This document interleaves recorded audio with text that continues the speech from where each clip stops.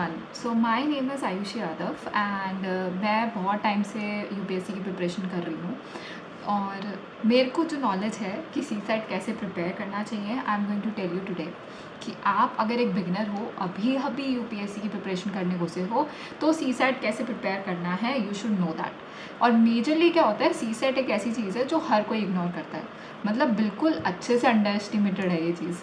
तो मेजरली लोग इस चीज़ को पढ़ते ही नहीं है और फिर प्रीलिम्स आ जाता है। प्रीलिम्स के 2 महीने पहले याद आता है कि ओ सी सेट जैसी भी कोई चीज़ है और फिर लोग सी सेट प्रिपरेशन करनी शुरू करते हैं। तो मेरा जो मानना है कि आपको सी सेट कैसे प्रिपेयर करना चाहिए, I will give you that road map. और अगर आप सीरियस एस्पिरेंट्स हो और सच में सी सेट की वजह से अपनी पूरे साल भर की मेहनत को पानी में नहीं डालना चाहते, तो प्लीज़ ये वीडियो को वॉच करो और एक प्लानर बनाओ कि तुम्हें सी सेट कैसे प्रिपेयर करना चाहिए। और तुम बोलोगे कि मैं कौन होती हूँ तुम्हें समझाने वाली, तो because I have appeared in UPSC many times and I have scored really well in my CSAT exams also। तो मैं अपना मार्कशीट भी यहाँ पे डालने वाली हूँ सो दैट यू नो कि मेरे CSAT में कितने आए हैं। और अगर मैं इतने ला सकती हूँ तो ऑफकोर्स तुम लोग भी ला ही सकते हो, right. And only qualifying paper है, ज़्यादा इसमें प्रॉब्लम नहीं आनी चाहिए। सिर्फ 66 मार्क्स लाने हैं 200 में से। I hope that everybody of you can do this. और थोड़ा थोड़ा पढ़ना है डेली, बस ज़्यादा मेहनत करनी नहीं है। तो हम लोग अब वीडियो स्टार्ट करते हैं और मैं पहले अपनी मार्कशीट दिखा देती हूँ। There is a proof for all of you here. So this is my marksheet. मैंने 24 में एग्ज़ाम दिया था and you can clearly see कि मेरे 120 मार्क्स आए हैं। That is like almost double जितने चाहिए क्वालिफाई करने के लिए। पेपर 1 पे ज़्यादा ध्यान मत देना उसमें उतने अच्छे नहीं है, बट या C set was very nice for me और उसमें मेरे काफ़ी अच्छे मार्क्स आए हैं। तो मैं आज आपको ये बताने वाली हूँ कि कैसे आपने प्रिपेयर करना है सी सेट को। Okay, so let's begin with our video. सबसे पहला पॉइंट सबसे इम्पोर्टेंट है। सबसे पहले आपने क्या करना है, सी सेट के एग्ज़ाम्स को समझने की ज़रूरत है। आपको पता होना चाहिए कि सी सेट एग्ज़ाम है क्या एग्जैक्टली। तो सबसे पहला एप्टीट्यूड, सिविल सर्विसेज का एप्टीट्यूड है, जो कि पेपर 2 होता है प्रीलिम्स में। मेजरली दोपहर के टाइम पे 2:30 से 4:30 के बीच में ये एग्ज़ाम कंडक्ट किया जाता है। 200 मार्क्स का है। टोटल कितने क्वेश्चन आते हैं? 80 क्वेश्चन आते हैं। तो ऑलमोस्ट क्या 2.5 मार्क्स का एक क्वेश्चन है, ठीक है। 2 आवर्स आपको मिलते हैं सॉल्व करने के लिए, मतलब अबाउट 120 मिनट्स में आपने 80 क्वेश्चन सॉल्व करने हैं। Okay, so you are getting more than a minute to solve 1 question. Okay, now you have to qualify 33%, that is 66 marks out of total 200 इस एग्ज़ाम को क्लियर करने के लिए, ठीक है। अगर गलत हो जाता है कोई क्वेश्चन तो नेगेटिव मार्किंग है। कितनी नेगेटिव मार्किंग है? 1/3 नेगेटिव मार्किंग है। ओके, और अब इसमें आता क्या क्या है, सिलेबस क्या है भाई साहब, ये भी पता होना चाहिए। तो सबसे पहला रीडिंग कॉम्प्रीहेंशन, जिसमें इंग्लिश के पैसेजेस आते हैं और उसके अनसीन पैसेजेस हमने बचपन से अपने स्कूल टाइम में दिए हुए हैं। तो it is exactly same. Unseen passages आएंगे, पैसेज पढ़ के नेक्स्ट उससे रिलेटेड क्वेश्चंस होंगे, वो सॉल्व करने होते हैं, ठीक है। दूसरा is logical reasoning and analytical ability, ठीक है। इसमें आपकी रीजनिंग और आपकी माइंड की एप्टीट्यूड बेस्ड क्वेश्चंस होते हैं। ज़्यादा नॉलेज इतनी इसमें नहीं चाहिए होती लॉजिकल रीजनिंग में, ठीक है। नेक्स्ट इज़ क्वान्टिटेटिव एप्टीट्यूड, जिसमें बेसिक मैथ्स आता है। 12th का भी बहुत कम, 10th तक का मैथ्स आता है। और फिर उसके बाद डिसीजन मेकिंग वाले क्वेश्चंस आते हैं, जिसमें आपको एक सिचुएशन दी जाती है, जिस सिचुएशन को पढ़ के आपको आंसर करना होता है कि अगर आप उस सिचुएशन में होगे तो आप उस सिचुएशन को कैसे डील करोगे, ठीक है। And last is data interpretation, जिसके अंदर आपको चार्ट्स मिलते हैं, पाई चार्ट्स हो गए, जैसे कि बार ग्राफ्स हो गए, और टेबल्स मिल जाती हैं। उन बार ग्राफ्स या चार्ट्स या फिर टेबल्स के बेसिस पे आपको क्वेश्चंस सॉल्व करने होते हैं, ठीक है। So this is all about what the CSAT exam is, ठीक है। नाउ लेट्स सी कि हमें प्रिपरेशन कैसे करनी है। अब पहले समझ लिया कि सीसैट एग्जाम है क्या। Now let's see second is कि आपको अब एग्ज़ाम की प्रिपरेशन में घुसने से पहले पता होना चाहिए कि आपको कितनी नॉलेज है, ठीक है। प्रिपरेशन शुरू होने से पहले देखो, मेरा सबसे बेस्ट फंडा होता है कि मैं कोई भी एग्ज़ाम लिखने जा रही होती हूँ ना। मैंने यूपीएससी का भी जब सोचा था कि मेरे को यूपीएससी देना है, तो यूपीएससी सोचने के बाद सबसे पहला मैंने मॉक लगाया था, ठीक है। मॉक नहीं, प्रीवियस ईयर का एक पेपर लगाया था, क्वेश्चन पेपर लगाया था। और देखा था कि हाँ कितने टाइप का लेवल है और क्या मैं इसको कवर कर सकती हूँ। तो जीके के कुछ क्वेश्चन थे जो मेरे को अपने एसएससी और बैंकिंग एग्ज़ाम्स की प्रिपरेशन की वजह से आते थे। तो मेरे को लगा कि ठीक है, I am able to do 10-12 question without even preparing, तो प्रिपरेशन करके हम कर लेंगे, है ना। तो यही चीज़ आपको एनालाइज करनी है। सबसे पहले एग्ज़ाम प्रिपरेशन शुरू करने से पहले आपने क्या करना है, पुराना कोई भी एक प्रीवियस ईयर का पेपर उठाना है। ऑफ कोर्स यूपीएससी के जो प्रीवियस एग्ज़ाम्स के क्वेश्चन पेपर होते हैं वो आपको ईजिली अवेलेबल हो जाएंगे इंटरनेट पे, आप उनको डाउनलोड करो और सीसेट का एक क्वेश्चन पेपर कोई भी लगा के देख लो, ठीक है। और उसके बाद जब आप एग्ज़ाम उसको प्रीवियस ईयर क्वेश्चन पेपर को पूरा सॉल्व कर दोगे, तो आपने क्या करना है, आपने सबसे पहले एनालाइज करना है कि आपको कौन से एरियाज टफ लगे हैं, ठीक है। रीडिंग कॉम्प्रिहेंशन टफ लगा है, लॉजिकल रीजनिंग टफ लगा है या एप्टीट्यूड टफ लगा है, और अगर इनमें से कोई टॉपिक डिफ़िकल्ट लग रहा है तो उन टॉपिक में से मेजर सब टॉपिक्स कौन से हैं जिसमें प्रॉब्लम आ रही है, ठीक है। उस चीज़ को एक पेपर पे नोट डाउन करके आप अपने पास रख लो, जिससे कि आपको पता हो कि आपने मेजरली फोकस किस एरियाज़ पर करना है, क्योंकि वो ही आपके वीक एरियाज़ होंगे। जो आता है उसको दोबारा पढ़ने का कोई फ़ायदा नहीं है, ऑफ कोर्स आप उसको रिवीजन दोगे, लेकिन आपने मेजर फोकस उन एरियाज़ में देना है जो एरियाज़ आपके वीक हैं, जिसमें आपके मार्क्स नहीं आ रहे हैं, ठीक है। तो सबसे पहले आपने क्वेश्चन पेपर, एक कोई भी प्रीवियस ईयर का क्वेश्चन पेपर उठाना है, उसको सॉल्व करना है विद इन टाइम लिमिट, या फिर फर्स्ट टाइम में आप टाइम लिमिट ना भी लो तो भी चलेगा। अगर 2 घंटे से ऊपर भी हो जाता है कोई दिक्कत नहीं है। क्वेश्चन पेपर सॉल्व करो, उसके वीक एरियाज़ को एनालाइज करो कि आपके कौन से टॉपिक्स में आप रह रहे हो, कौन से टॉपिक आपको टफ लग रहे हैं और आपको किस किस टॉपिक पे काम करने की ज़रूरत है। Note down that on a paper, on a sheet of paper, और वो अपने टेबल के ऊपर जो दीवार होती है या कहीं पे भी कोई ऐसी जगह पे लगा के रख दो, सो दैट यू नो कि आपको ये टॉपिक्स तो मस्ट हैं, पढ़ने ही पढ़ने, ठीक है।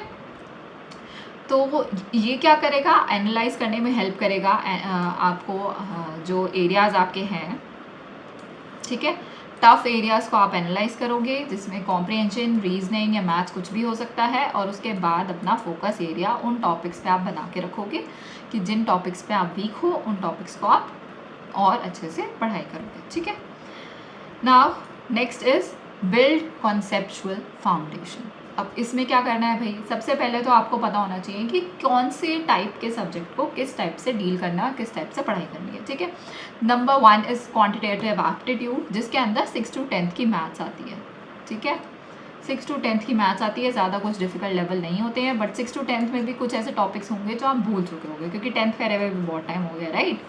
तो आपने कैसे पढ़ना है, RS अग्रवाल की क्वांटिटेटिव एप्टीट्यूड की बुक ले लो, उसको सॉल्व करके देखो। अगर आपको कंसेप्चुअल क्लैरिटी नहीं मिल पा रही है बुक पढ़ने के बावजूद भी, कुछ लोग होते हैं जिनको कोई ना कोई टीचिंग की ज़रूरत पड़ती है, और कुछ लोग होते हैं जो बुक पढ़ के ही सेल्फ टीचिंग कर पाते हैं, ठीक है।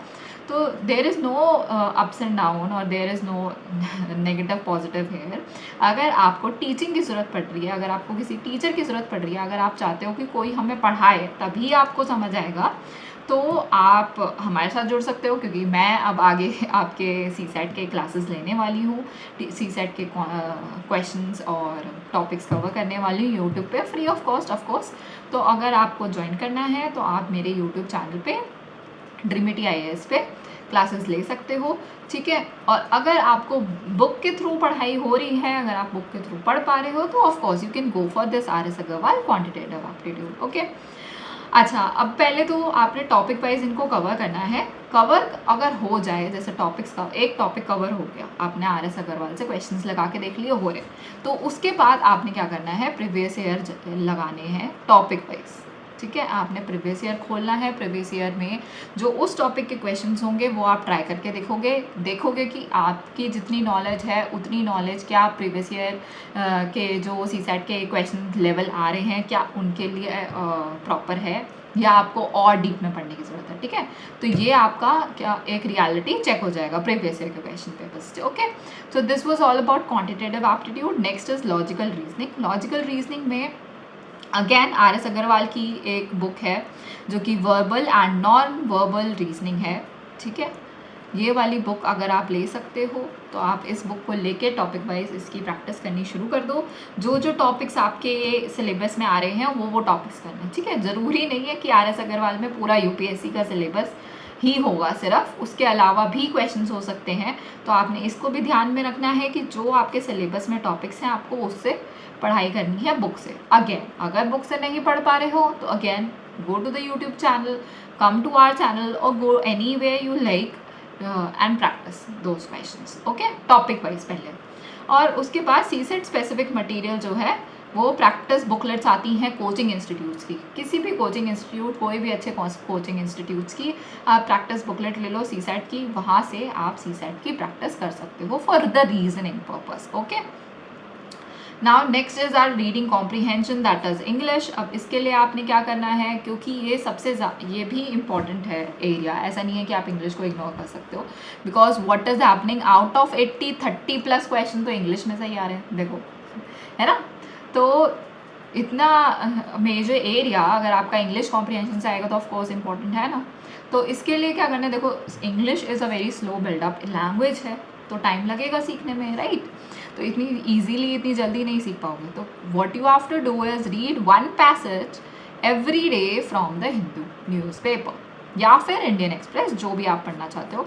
अब देखो इसमें दोनों चीज़ें आपकी कवर होंगी, जो भी आप GS की प्रिपरेशन करोगे UPSC के लिए, GS के लिए प्रिपरेशन करने के लिए या करंट अफेयर्स की प्रिपरेशन करने के लिए, आपको कंसेप्ट क्लैरिटी के लिए न्यूज़पेपर तो पढ़ना ही है, द हिंदू पढ़ना है या इंडियन एक्सप्रेस पढ़ना है। तो जब आप वो पढ़ोगे उसमें से एक वो आर्टिकल वाला जो पेज आता है सेंटर वाला, उसमें से पैसेजेस पढ़ने हैं, समझना है उसको और अच्छे से पढ़ना है, ठीक है। ये नहीं कि सिर्फ ऊपर ऊपर से पढ़ लिया, समझ नहीं भी आया तो भी चल गया, नहीं, आपने पढ़ना है, अच्छे से पढ़ना है, सो दैट आप जो पढ़ रहे हो आपको समझ आ रहा है, ठीक है। ये डेली का चीज़ हो गई, every day you have to read newspaper. Next is आपने क्या करना है, ऑफ कोर्स प्रीवियस ईयर के CSET के क्वेश्चन पेपर लगाने हैं, कॉम्प्रीहेंशन सेट्स लगाने हैं, उसको पढ़ के देखना है कि वो किस लेवल के डिफ़िकल्ट लैंग्वेज यूज़ कर रहे हैं कॉम्प्रीहेंशन में, ठीक है। तो वो लेवल का इंग्लिश आपने कहाँ से पता चलेगा, ऑफ कोर्स प्रीवियस ईयर से पता चलेगा।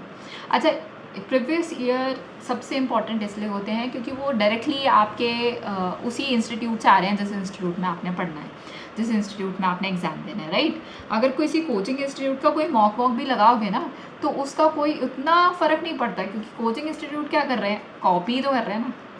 अगर आपको ओरिजिनल चीज़ मिल रही है प्रीवियस ईयर से, then why not practice with original, क्यों किसी कॉपीड मॉक टेस्ट को लगाना है, नहीं।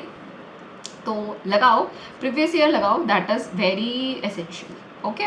नाउ आपने क्या करना है, ये सिर्फ इंग्लिश वाले सब्जेक्ट के लिए है कि आपने क्या करना है, एलिमिनेशन टेक्निक को यूज़ करना है इन इंग्लिश, और इसमें लॉजिकल इन्फ्रेंस यूज़ करनी है। वोकैबुलरी जितनी मर्जी रट लोगे, कोई ना कोई ऐसा वर्ड आ जाएगा जिसका मीनिंग आपको नहीं पता होगा, राइट। वोकैबुलरी पे भी काम करोगे धीरे धीरे, लेकिन जब क्वेश्चन UPSC में ऐसा आ जाए कि आपको मीनिंग ना पता हो, तो आपने क्या करना है, एलिमिनेशन टेक्निक लगानी है या फिर लॉजिकल इन्फ्रेंस लगाना है, और उस क्वेश्चन को फिर वोकैब की बजाय, नॉलेज की बजाय, इन दोनों तरीक़ों से सॉल्व करने की कोशिश करनी है, ठीक है। सो this is all about English. Now let's go further, let's see कि आपने क्या प्रैक्टिस करना है, क्या आपका रेगुलर रूटीन रहना चाहिए, कैसे पढ़ाई करनी है, ठीक है। तो आपकी प्रैक्टिस स्ट्रैटेजी क्या होगी, पहले आपने सिर्फ एक घंटे से स्टार्ट करनी है। देखो एकदम से स्टार्ट करोगे ना तो फर्स्ट स्टार्टिंग में ही थक जाओगे, फिर ज़्यादा आप कंसिस्टेंटली प्रिपरेशन नहीं कर पाओगे। तो फॉर कंसिस्टेंट प्रिपरेशन आपने क्या करना है, स्लोली स्टार्ट करना है। Start with 1 hour a day, फिर धीरे धीरे कर लेना। फिर क्या करना है, 1 आवर आप दे दो एप्टी को, ठीक है। देन आपने 30 मिनट्स देने हैं लॉजिकल रीजनिंग को दे दो 30 मिनट्स, ओके। एंड 30 मिनट्स आप दे दो इंग्लिश को, ठीक है। इंग्लिश की वैसे भी रीडिंग आपकी न्यूज़पेपर के साथ तो सुबह हो ही रही है, राइट। और उसके अलावा 30 मिनट्स और दे दो इंग्लिश को, जिसमें आप प्रैक्टिस कर पाओ, ठीक है। तो स्टार्ट करना है पहले 1 आवर डे से, देन उसके बाद धीरे धीरे थोड़ा थोड़ा 30 मिनट्स और डाल के टोटल 2 आवर्स लग रहे हैं, right. Apti 1 hour, 30 minutes reasoning, 30 minutes English, that's it, 2 hours a day, okay. उसके बाद क्या करना है, आपने 1 मंथ तो यही प्रिपरेशन रखनी है, ठीक है। 1 महीना पहले आप टॉपिक्स को थोड़ा थोड़ा पढ़ लो। जब 1 महीना आपकी प्रिपरेशन हो जाएगी तो आपको ऑब्वियसली कुछ कुछ बेसिक्स समझ आ जाने चाहिए, कुछ कुछ चीज़ें प्रिपेयर हो जानी चाहिए तब तक। तो उसके बाद जब क्या होगा, 1 मंथ के बाद, after 1 month what you will do, weekly full test लगाने। देखो वीकली आप कोई भी डे चूज़ कर लो, 7 दिन में से कोई एक दिन चुन लो, ठीक है। संडे चूज़ कर लो, या संडे को अगर आपने हॉलीडे ही रखना है, बिल्कुल रेस्ट रखना है, तो सैटरडे ले लो। कोई भी जो भी आपका दिन करे, वीक डेज भी ले सकते हो, what ever you feel comfortable with. आपने वो दिन चूज़ करना है और फिर उस दिन हर हफ्ते आपने एक फुल लेंथ टेस्ट लगाना है सी सैट का, ठीक है। आप देखोगे कि धीरे धीरे धीरे धीरे आपके सी सैट के मार्क्स इंक्रीज हो रहे हैं, ठीक है। Keep the track of time. Starting में आप रख सकते हो, टाइम लिमिट मत रखो। स्टार्टिंग के 2-4 हफ्ते आप बिना टाइम लिमिट के क्वेश्चन सॉल्व करने की कोशिश करो एंड सी कि आप सारे क्वेश्चन सॉल्व कर पा रहे हो कि नहीं। After that 3-4 weekly mock test आपने क्या करना है, टाइम लगा के करना है, ठीक है। फिर 2 घंटे का आपने टाइम लगा के रखना है और फिर 2 घंटे में ट्राई करो कि 60 से 65 क्वेश्चंस आप अटेम्प्ट कर पाओ। भाई देखो, अगर 60 से 65 क्वेश्चंस आउट ऑफ 80 है, ये है ना, आउट ऑफ 80 आपने 60 से 65 अटेम्प्ट करने हैं। अगर आप इतने भी अटेम्प्ट कर पा रहे हो तो सी, अगर सारे एक्यूरेसी अगर सारी सही है तो 120 से 130 मार्क्स आ रहे हैं। और अगर इतना एक्यूरेसी नहीं है कि आपके 100% एक्यूरेट नहीं भी है, कम भी होंगे, तो 66 प्लस तो आ ही जाएंगे ना, राइट। तो इतना एम करके चलो, ठीक है। पहले टाइमर मत लगाओ, पहले नॉर्मली मॉक दे के देखो और उसके बाद फिर टाइमर लगा के 2 घंटे में सी सैट का मॉक लगा के देखना। This is weekly. बाकी हफ्ते में बाकी के 6 दिन या 5 दिन आपने पढ़ाई करनी है, टॉपिक रिवाइज करने हैं, प्रैक्टिस करनी है। और जब लास्ट में हफ्ते में 1 दिन आपने उस पूरी रिविजन को चेक करना है कि आपकी पढ़ाई कितने अच्छे से चल रही है और आप कितना समझ पा रहे हो और मॉक में कितने क्वेश्चन कर पा रहे हो, ठीक है।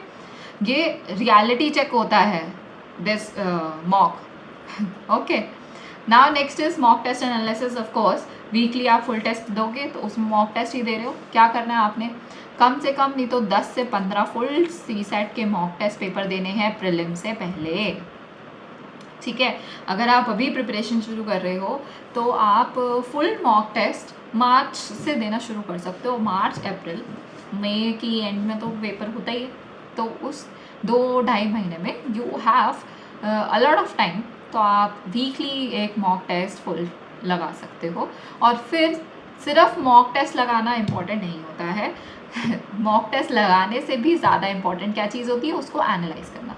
So now you will analyse it. सारी मिस्टेक्स को आपने देखना है, कौन से टॉपिक्स में बार बार मिस्टेक हो रही है उसको ट्रैक करना है आपने। वो टॉपिक्स को आपने एक जगह नोट डाउन करके रख लो, ठीक है, वीक टॉपिक्स को, कि यहाँ पे तो मेरी मिस्टेक्स हो ही रही है, इसको तो मुझे कॉशियसली देखना है। अगर आपकी मिस्टेक्स वो नहीं कम हो पा रही हैं तो एग्ज़ाम में ध्यान रखो कि यार इस टॉपिक में मेरे से बहुत गलतियाँ होती हैं, ये टॉपिक में छेड़ ही नहीं रहा, ठीक है। उसको पेपर में ट्राई करो कि मत ही करो। लेकिन अगर इम्प्रूवमेंट हो रही है और आप उन मिस्टेक से सीख के आगे बढ़ पा रहे हो तो of course there is a benefit, right. तो आप उसके बाद वहाँ जाके उसको सॉल्व कर सकते हो। तो आपने कंसेप्चुअल क्लैरिटी लेनी है, कंसेप्चुअल मिस्टेक्स को देखना है कि क्या मेरी मिस्टेक्स जो हैं वो इसलिए हो रही हैं कि मुझे कंसेप्ट ही नहीं पता था, मैंने कुछ और कंसेप्ट लगा के सॉल्व कर दिया है। दूसरा है सिली मिस्टेक, मुझे आंसर भी पता था पर पता नहीं क्यों मैंने दूसरा आंसर टिक कर दिया। This happens when you feel nervous. ये पेपर में तो बहुत होगा, जब आप एग्ज़ाम सेंटर में बैठोगे ना तो वहाँ पे इतनी नर्वसनेस होती है कि सिली मिस्टेक्स बहुत हो जाती हैं। मेरे साथ जीएस पेपर 1 में यही हुआ था, जो मेरे 40 मार्क्स आए हैं वो उसमें कई सारी मिस्टेक्स ऐसी हो गई थी जो मेरे को एग्ज़ाम सेंटर से बाहर निकलते ही रियलाइज़ हो गया था कि शिट, मैंने 2-3 क्वेश्चन तो पक्का गलत कर दिए। और उस टाइम पर लग रहा था 2-3 है, बट धीरे धीरे रियलाइज़ हुआ कि मैंने काफ़ी सारे क्वेश्चन सिली मिस्टेक्स में गड़बड़ कर दी थी। सो ये अगर मिस्टेक हो गई ना सिली वाली, तो तुम कितना रिग्रेट करोगे तुम सोच नहीं सकते। Next is calculation. हो सकता है कि आपने कुछ मल्टीप्लाई करके आंसर कुछ और आना चाहिए बट आपसे कैलकुलेशन ढंग से नहीं हुई तो क्वेश्चन गलत हो गया, राइट। तो इस टाइप की मिस्टेक्स होती हैं, इनको आपने नोट डाउन करके रखना है कि आपकी हर सी सैट के पेपर में कितने टाइप की मिस्टेक्स हो रही हैं और किस टॉपिक में सबसे ज़्यादा मिस्टेक्स हो रही हैं, ठीक है। उसको एनालाइज करो, उसको राइट डाउन करके रखो और उस पर अगली बार और कॉशियसली ध्यान दे के सॉल्व करो, ठीक है। Next is track score improvement weekly. फिर आपने अपना जो स्कोर है उसको वीकली ट्रैक करना है। ऑफकोर्स अगर आप ये सारी चीज़ें कर रहे होगे तो वीकली स्कोर हमेशा इम्प्रूव होता हुआ ही दिखेगा, okay. And you will feel happy कि हाँ कि आप मेहनत कर रहे हो तो उसका आपको इम्प्रूवमेंट दिख भी रहा है, ठीक है। Now what you have to do is time management in the exam. See, अगर आप एग्ज़ाम में नर्वस होते हो तो टाइम लिमिट, जैसे अगर आपने घर में 2 आवर्स में क्वेश्चन पेपर आराम से सॉल्व कर लिया, बट ऐसा ज़रूरी नहीं कि एग्ज़ाम सेंटर में भी आप उतने ही रिलैक्स माइंड से सॉल्व कर पाओगे। तो टाइम मैनेजमेंट जो है उसको थोड़ा सा और कम करना है। आपने ये ध्यान रखना है कि आप 2 घंटे की बजाय ट्राई करो कि आपका पेपर जो है वो 1 आवर 45 मिनट्स में कंप्लीट हो रहा है। 15 मिनट का थोड़ा सा आप अपने पास गैप लेके चलो, सो दैट एग्ज़ाम में अगर नर्वस भी फील होते हो और क्वेश्चन उतनी स्पीड से सॉल्व नहीं हो पाएंगे तो वो एक एक्स्ट्रा टाइम ड्यूरेशन है आपके पास 15 मिनट्स की, जिसमें आप मतलब अगर वेस्ट हो भी रहा है तो भी आप पूरा पेपर कर पाओगे, ठीक है। सबसे इम्पॉर्टेंट चीज़ पेपर के टाइम पीरियड में, दिस इज़ ड्यूरिंग एग्ज़ाम, ठीक है। एग्ज़ाम की ड्यूरेशन में आपने क्या करना है, अपना सबसे स्ट्रॉन्गेस्ट सेक्शन को पहले सॉल्व करना है। लेट्स सी कि क्योंकि मैं मैथ्स ऑनर्स की स्टूडेंट रही हूँ तो मेरे लिए एप्टी बहुत इजी रहती है, ठीक है। तो मैं जब भी पेपर सॉल्व करने बैठती हूँ स्टार्टिंग ही एप्टी से करती हूँ। अगर इससे क्या होगा, सबसे पहला आप क्वेश्चन आसानी से फटाफट सॉल्व करते चले जाओगे क्योंकि वो आपका स्ट्रॉन्गेस्ट सेक्शन है। तो इससे क्या हो रहा है, आपका मोराल बूस्ट हो रहा है, आपको कॉन्फिडेंट फील हो रहा है, आपको लग रहा है अरे वाह ये तो क्वेश्चन ही बहुत ईजी आए हैं, मैं तो आराम से सारा पेपर कर लूँगा, ठीक है। तो उस कॉन्फिडेंस में जो वीक एरियाज़ है ना उसमें भी अच्छा ध्यान पड़ता है, उसमें भी अच्छी अटेंशन पड़ती है और उसमें भी सही होने के चांसेस बढ़ जाते हैं। तो सबसे पहले आपने स्टार्ट करना है अपने स्ट्रॉन्गेस्ट सेक्शन से। अगर आपका स्ट्रॉन्गेस्ट सेक्शन इंग्लिश है, कॉम्प्रिहेंशन है, तो आप कॉम्प्रिहेंशन से स्टार्ट कर लो, no problem with that, it depends on you, okay. सबसे इम्पॉर्टेंट चीज़, किसी भी क्वेश्चन में 2 मिनट से ज़्यादा टाइम नहीं देना है। अगर 2 मिनट से ज़्यादा लग रहा है क्वेश्चन छोड़ दो, वहीं की वहीं छोड़ दो जैसे ही 2 मिनट से ऊपर हुए, ठीक है। दूसरा क्वेश्चन सॉल्व करने लग जाओ, छोड़ दो उसे। 2 मिनट से ज़्यादा लग रहे हैं तो और भी ज़्यादा लग सकता है, उसमें बाद में टाइम देना, जब लास्ट में टाइम बचेगा तब उस क्वेश्चन को दोबारा देख लेना। बट जैसे ही 2 मिनट से ज़्यादा लग रहे हैं छोड़ दो उस क्वेश्चन को, ठीक है।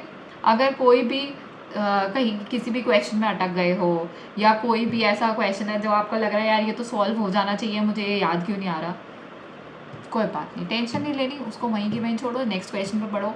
क्योंकि ये पेपर जो है वो सिर्फ क्वालिफाइंग है। अगर आपके 66 भी आते हैं, 67 भी आते हैं तो भी आप उसी बंदे के इक्वल हो जिसके 170 प्लस आ रहे हैं, ठीक है। You are both equal in both the things. अगर आपके 67 आए हैं और अगर आपके 170 आए हैं, दोनों बंदे इक्वल हैं, कोई ज़्यादा फ़र्क नहीं है, राइट। तो आपने क्या करना है, आपने रिलैक्स रखना है अपने आप को कि ठीक है यार, only 66 question I have to 66 marks I have to get, और इतने तो आ ही जाएंगे, right. Now next and last important thing is, कुछ टिप्स हैं जो आपको ध्यान रखनी है। सबसे पहले CSAT को कभी भी अंडर एस्टिमेट मत करो।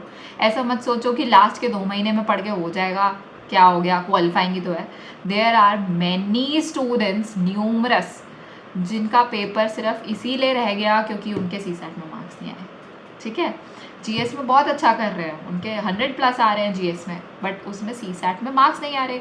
इससे क्या होगा, आपको और बुरा लगेगा कि यार मैंने तो पूरी साल मेहनत करी है और सिर्फ एक CSAT के पेपर की वजह से रह गया। कभी भी अंडर एस्टिमेट नहीं करना, सिर्फ 1 घंटा ही तो देना है यार डेली का, 2 से 1 आवर CSAT पढ़ लो, दैट्स इट, ठीक है।